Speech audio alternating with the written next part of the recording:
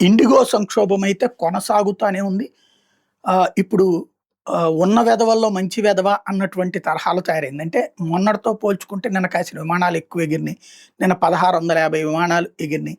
650 సర్వీసులు క్యాన్సిల్ అయినాయి.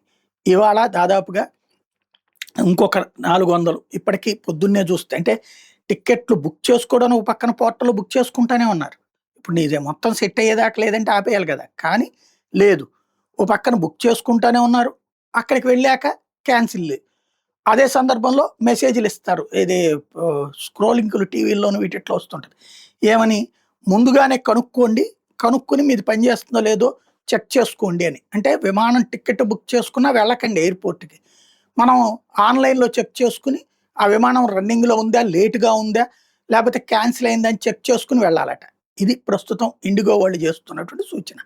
ఇంకా ఈ సంక్షోభం సెట్ కావాలంటే 10వ తారీఖు దాకా పడుతుంది అన్నటువంటిది వాళ్ళ సీఈఓ చెప్తున్నటువంటి మాట. మరి ఇంత దారుణమైనటువంటి పరిస్థితిని ఇంతవరకు ప్రపంచంలో ఎవరు ఊహించుండరు. భారతదేశంలో ఈ రోజు వరకు ఎయిర్‌పోర్ట్‌ల సిస్టమ్ డెవలప్ అయ్యాక ఇంత దారుణ పరిస్థితి ఏనాడు ఫేస్ చేయలేదు.